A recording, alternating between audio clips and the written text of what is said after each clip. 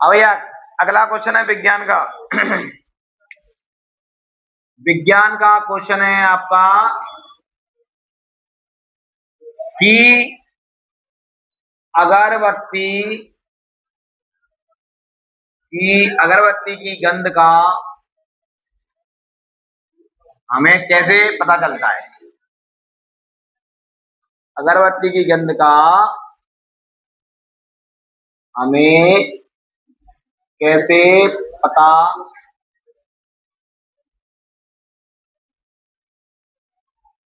भाई क्वेश्चन है आपका अगरबत्ती की गंध का हमें कैसे पता चलता है। ठीक है भाई, अगरबत्ती की गंध का हमें कैसे पता चलता है, या अगरबत्ती गंध का संपूर्ण वर्णन बताओ।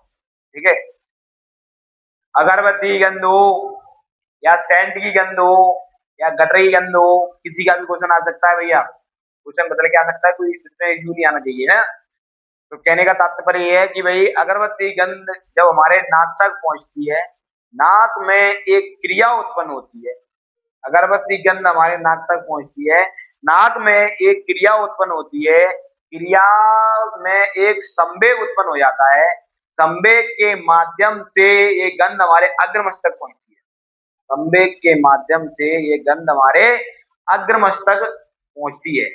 अग्रमस्तक पहुंचती है, अग्रमस्तक में एक भाग पाया जाता है, अग्रमस्तक में एक सूंघने का केंद्र पाया जाता है या भाग पाया जाता है। वो ये पता करता है कि भैया ये गंध अगरबत्ती की है या फिर गटर की है। इस कारण से हमें अगरबत्ती गंध का पता चलता है। Okay done. क्या बोला हमने कि भाई अगरबत्ती की गंध हमारे नाक में पहुंचेगी, नाक में एक क्रिया उत्पन्न होगी, क्रिया उत्पन्न होगी तो क्रिया में एक संवेग उत्पन्न होता है, संवेग के माध्यम से जो अगरबत्ती गंध है जहां से कहां पहुंच गई, यहाँ पर पहुंच गई। क्रिया हुई, संवेग हुआ, संवेग के माध्यम से यहाँ पर पहुंच गई। तो भाई यहाँ पे एक केंद्र पाया जाता है सूंघने का, तो ये पता चल करता है कि भाई ये गंध दुर्गंध है कि अच्छी है, मतलब ये गंध गटर की है या फिर अगरबत्ती की है। तो इस कारण से हमें अगरबत्ती गंध का पता चलता है। ओके भाई, ठीक है पंकज। चलो भैया अगला क्वेश्चन है, छोटे छोटे जंतुओं में छोटे छोटे जंतुओं में प्रतिवर्ती क्रिया अधिक विकसित क्यों होती है।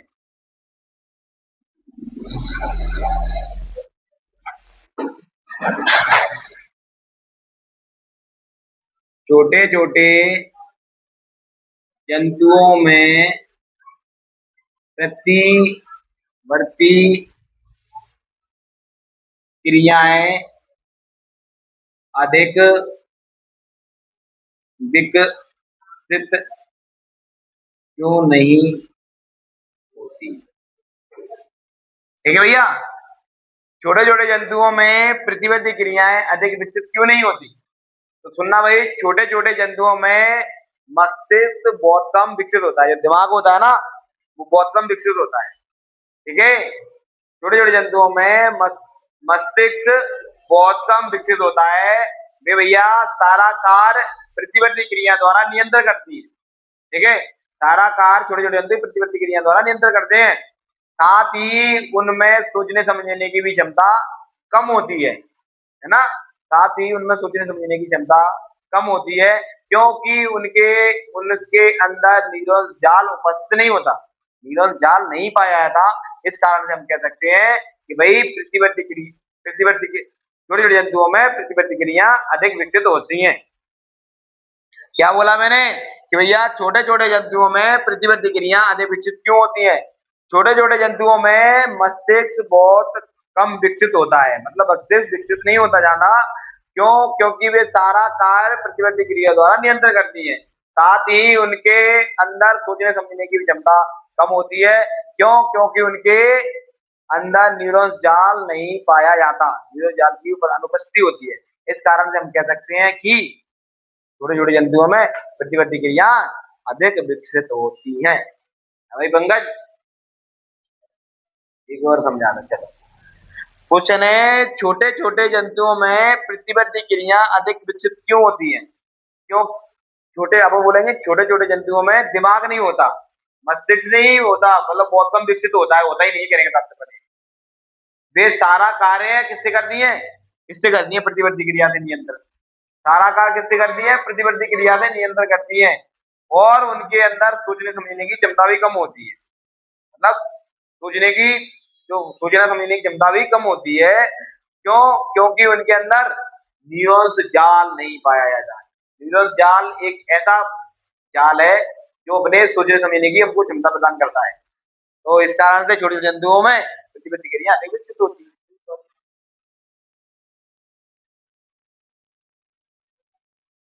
चलो भैया अगला क्वेश्चन है अनैच्छिक क्रियाएं और प्रतिवर्ती क्रिया में अंतर लिखो। अनैच्छिक क्रियाएं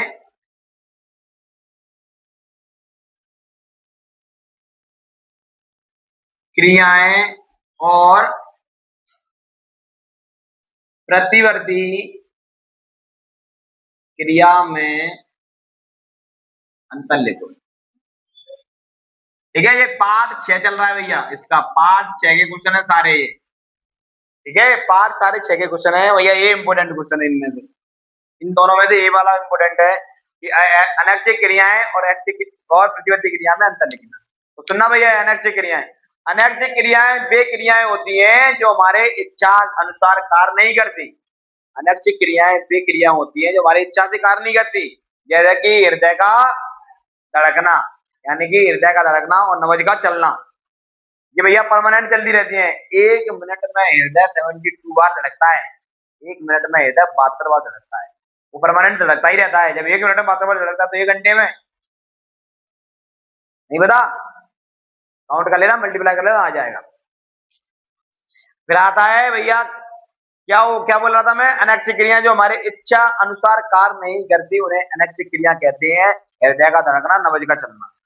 प्रतिवर्ती क्रियाएं, प्रतिवर्ती क्रियाएं वे क्रियाएं होती हैं जिसके अनुसार व्यक्ति के अचानक हुई उद्दीपन, अचानक हुआ दुर्घटना को प्रतिवर्ती क्रिया कहते हैं। जैसे कि एक व्यक्ति कहीं बैठा है, अचानक पत्थर का गिरना, मुंडी पत्थर का गिरना और भैया पैर में कांटे का चुभना, एक प्रतिवर्ती क्रिया का उदाहरण है। ठीक है, अचानक हुई हलचल, व्यक्ति के अंदर अचानक हुई हलचल या व्यक्ति के अंदर अचानक हुई दुर्घटना को क्या कहते हैं? प्रतिवर्ती क्रिया कहते हैं। व्यक्ति कहीं बैठा है, ऊपर पत्थर का गिरना, पैर में कांटे का लगना, तो यह क्या होगा? प्रतिवर्ती क्रिया का उदाहरण है। फिर आता है भाई प्रतिवर्ती सॉरी अनैच्छिक क्रियाएं मस्तिष्क द्वारा नियंत्रण की जा सकती हैं। अनैच्छिक क्रियाएं मस्तिष्क द्वारा नियंत्रण किया जा सकता है और प्रतिवर्ती क्रिया को मेरुरज्जु द्वारा नियंत्रित किया जाता है। ठीक है पंकज, एक बार और हो गया, समझ में आ गया तेरे को? एक बार और समझा दें, चल भाई। अनैच्छिक क्रियाएं और प्रतिवर्ती क्रिया में अंतर लिखना है। तो भैया अनैच्छिक क्रियाएं वे क्रियाएं होती हैं जो हमारी इच्छा अनुसार कार्य नहीं करती। अनैच्छिक क्रियाएं वे क्रियाएं होती हैं जो हमारे इच्छा अनुसार कार्य नहीं करती, जैसे कि हृदय का धड़कना और नब्ज का चलना। ठीक है भाई। फिर प्रतिवर्ती क्रियाएं वे क्रियाएं होती हैं जिसमें अचानक हुई हलचल या अचानक व्यक्ति के साथ हुई दुर्घटना को प्रतिवर्ती क्रिया कहते हैं। एग्जाम्पल के लिए सर पर पत्थर का गिरना, पैर में कांटे का चुभना। ठीक है भैया, अनैच्छिक क्रियाएं मस्तिष्क द्वारा, अनैच्छिक क्रियाएं पर मस्तिष्क है इसके द्वारा नियंत्रण की जा सकती है, मगर प्रतिवर्ती क्रियाएं मेरुरज्जु द्वारा नियंत्रित। ये मस्तिष्क द्वारा नियंत्रण होती है और ये मेरुरज्जु द्वारा नियंत्रण किया जा सकता है। नियंत्रण नहीं है, कंट्रोल। आई पंकज? हाँ भाई, सोशल साइंस, सामाजिक विज्ञान बेटा है।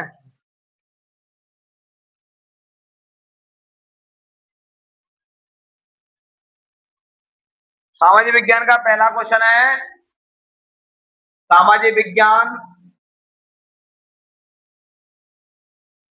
पार्ट है तुम्हारा 6।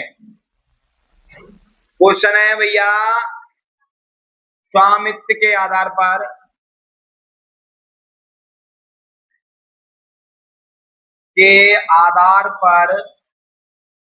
उद्योगों का वर्गीकरण करो। भैया स्वामित्व के आधार पर उद्योग 4 प्रकार के होते हैं भैया। पहला है सार्वजनिक उद्योग,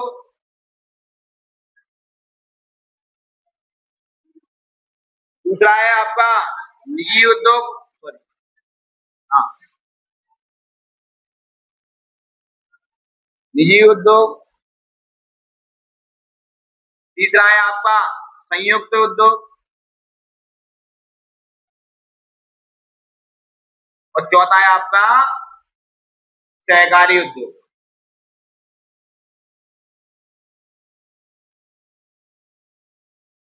ठीक है भैया, ये भैया स्वामित्व के आधार पर 4 प्रकार के उद्योग होते हैं। सार्वजनिक उद्योग, निजी उद्योग, संयुक्त उद्योग और सहकारी उद्योग। बोला सर सार्वजनिक उद्योग किसे कहते हैं? सार्वजनिक उद्योग उन उद्योगों को कहा जाता है जिसमें जिसका दारोमदार जिनकी पूरी भैया बागडोर सरकार के हाथ में होती है, उसे हम सार्वजनिक उद्योग कहते हैं। जिनकी पूरी बागडोर, वो वह उद्योग जिसकी पूरी बागडोर सरकार के हाथ में होती है, उसे सार्वजनिक उद्योग कहा जाता है। जैसे कि सरकारी एजेंसियां, जैसे कि सरकारी रेल डिपार्टमेंट, पूरा बड़े बड़े हाईवे, ये भाई क्या है? सरकारी सार्वजनिक उद्योग है। फिर भाई दूसरा आता है तुम्हारा निजी उद्योग किसे कहते हैं? तो भाई निजी उद्योग उन उद्योगों को कहा जाता है जिसका मालिक स्वयं व्यक्ति होता है, उसे हम निजी उद्योग कहते हैं। जैसे कि छोटे छोटे उद्योग, ठीक है भाई, छोटे छोटे उद्योग भैया, छोटे छोटे भैया दुकान डाल के भाई व्यक्ति व्यवसाय करता है, रोजगार बनाता है, उसको ही कहा जाता है सार्वजनिक उद्योग, निजी उद्योग। छोटे छोटे उद्योग जैसे कि किराना की दुकान, ठीक है, राशन पानी की दुकान, मूंगफली बेचने की दुकान, तो ये क्या है? निजी उद्योग है, इनका मालिक स्वयं है व्यक्ति, जानोगे। फिर है बेटा आपका संयुक्त उद्योग किसे कहते हैं? तो भैया सार्वजनिक उद्योग और निजी उद्योगों को मिलाकर, सार्वजनिक उद्योग प्लस निजी उद्योग को मिलाकर बनने वाले उद्योग को क्या कहते हैं? संयुक्त उद्योग कहा जाता है। ठीक है, या फिर ऐसे बोलोगे दो उद्योग से बनने वाले उद्योग को संयुक्त उद्योग कहते हैं, जिसमें आता है सार्वजनिक उद्योग, निजी उद्योग, जाने होगे। फिर आता है सहकारी उद्योग किसे कहते हैं? भैया सहकारी उद्योग उन उद्योगों को कहा जाता है जिसमें उत्पाद और श्रमिक दोनों की भागीदारी हो, उसे हम सहकारी उद्योग कहते हैं। उत्पाद और श्रमिक, बोले उत्पाद कौन? उत्पाद मालिक, श्रमिक कौन? काम करने वाला, दोनों की भागीदारी होगी तो वो सहकारी उद्योग कहलाएगा। भैया ओटी में क्वेश्चन आएगा, एक व्यक्ति कहीं जा रहा था, मालिक ने उनको गाड़ी में बैठा लिया, तो भाई कौन सा उद्योग कहलाएगा? उद्योग कहलाएगा सहकारी उद्योग, दोनों की भागीदारी होती है। ठीक है, कभी मालिक अपने उसको गाड़ी में नहीं बैठाता, अगर वो उसमें काम करेगा अच्छा तो दोनों भागीदारी उसको ही बैठा रहेगा। चलिए भाई सामाजिक विज्ञान का अगला क्वेश्चन है, कच्चे तथा तैयार माल की मात्रा व भार के आधार पर उद्योगों का वर्गीकरण करो। भैया कच्चे माल तथा भार के आधार पर उद्योग 2 प्रकार के होते हैं, 2 भागों में बांटा गया है। पहला भाग का नाम है भारी उद्योग, दूसरे भाग का नाम है हल्के उद्योग। मतलब भारी उद्योग किसे कहा जाता है? भारी उद्योग उन उद्योगों को कहा जाता है, भारी उद्योग उन उद्योगों को कहा जाता है जो भैया बहुत भारी होते हैं और जगह भी घेरते हैं, उनको कहा जाता है भारी उद्योग। हल्के उद्योग इनको कहा जाता है भैया, हल्के उद्योग उन उद्योग को कहा जाता है जो हल्के होते हैं और जगह कम घेरते हैं, उन्हें हम हल्के उद्योग कहते हैं। सिंपल। भारी उद्योग में आता है सीमेंट का उद्योग, लोहा का उद्योग, इंजन बनाने का उद्योग। हल्के उद्योग में क्या आता है? हल्के उद्योग में आता है कपड़े का उद्योग, ठीक है, हवा पंखे का उद्योग, हवा करने वाला उद्योग, फैन चलाने वाला उद्योग, ठीक है भाई, और खाना खाने वाला उद्योग, कुछ भी बोल सकते हो, हल्का उद्योग होता है। डन हो गए? भारी उद्योग, हल्के उद्योग।